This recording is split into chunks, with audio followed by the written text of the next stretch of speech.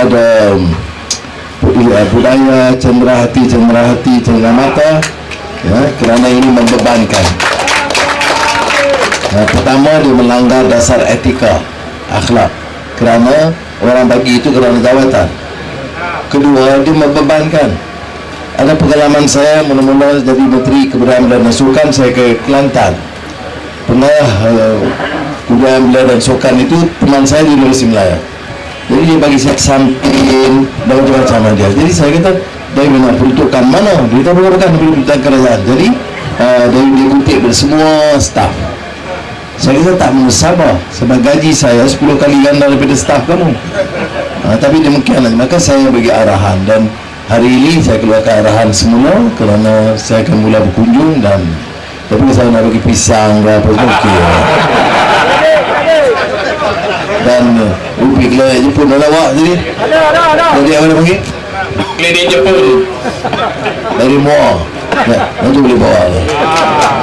Tapi jangan banyak sangat, kita saya jual. Baik, tadi apa kesan kemenangan? Saya diperingatkan dalam usia yang minggu lalu, apa dia? Pengalaman bila Rasulullah SAW dapat menawan Mekah Mukarramah, Fathu Mekah. Orang semua gembira dan puji-pujian.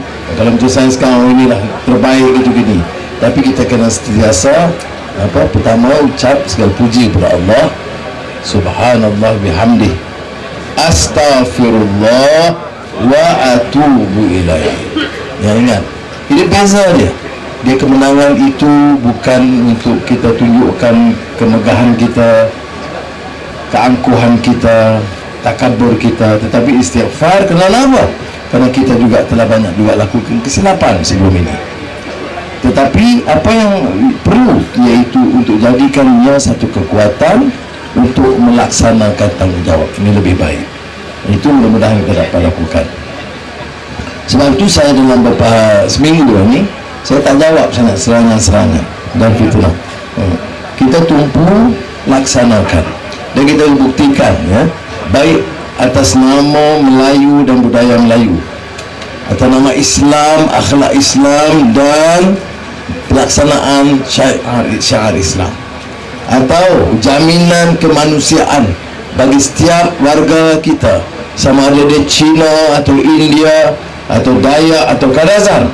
Inilah masa kita beri makna apa arti keadilan bagi semua rakyat Malaysia.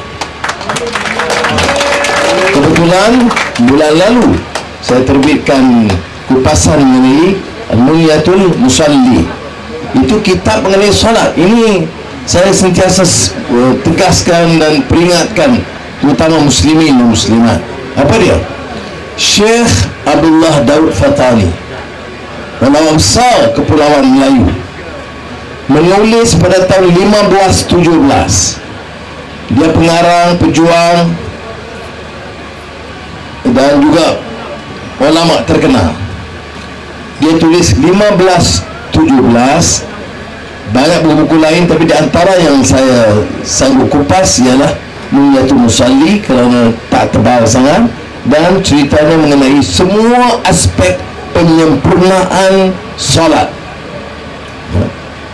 Dan tetapi yang menyebabkan saya kagum ialah kerana penulisan ulama besar, ulama sufi, ulama masyhur ini berakhir dengan Tatmim Al-Faidah, penamat yang sangat berfaedah. Buku solat ni, wajib solat, sempurnakan solat, perbaiki mutu solat, perbaiki niat dan ikhlas dia.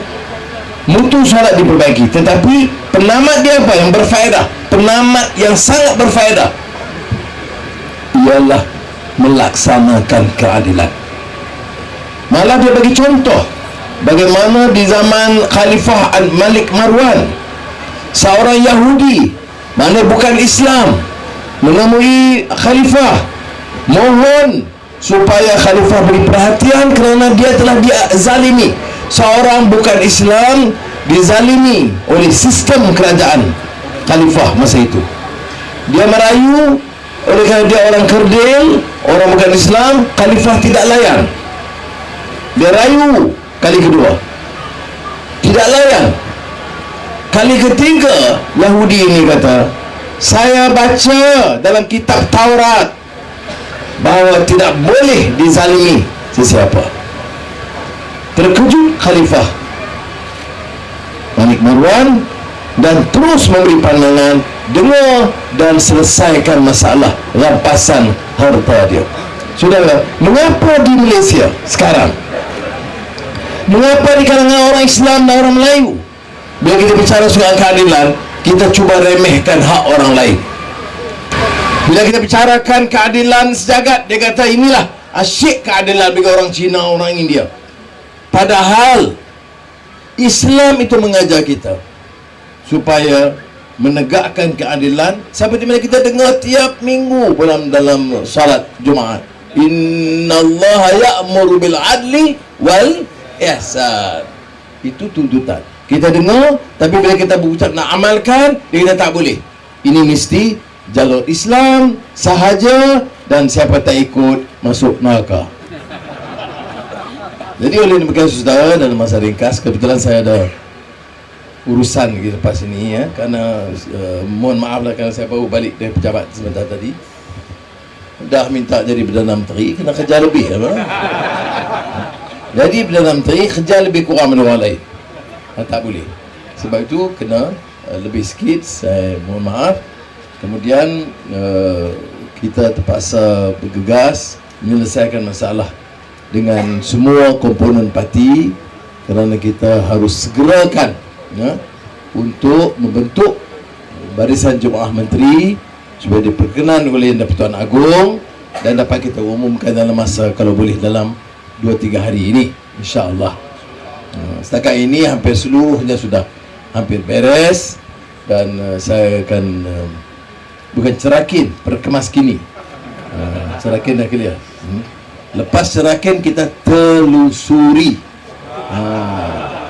menelusuri, meneliti dan menelaah dengan teliti. Jadi saya ambil kesempatan akhirul kalam untuk menyatakan tidak ada kemenangan kalau tidak ada asas yang dipupuk oleh puak reformis pada awal. Tidak ada kemenangan kalau tidak istiqamah, sanggup menunggu, tidak bebal, tidak boleh dibeli, tidak makan ugutan, tidak sia-sia.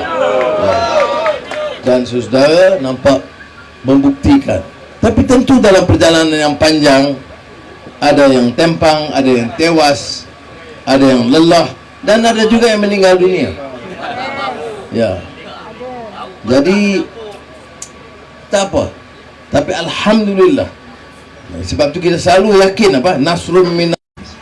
Maknanya kalau kita yakin, tidak hari ini, tidak tahun ini, tahun, tidak dekade ini, dekade, lawan tetap, lawan sampai, alhamdulillah. Dah menang. Jadi alhamdulillah. Mana? Kerana niat itu. Tapi kita ingat, kemenangan sebenar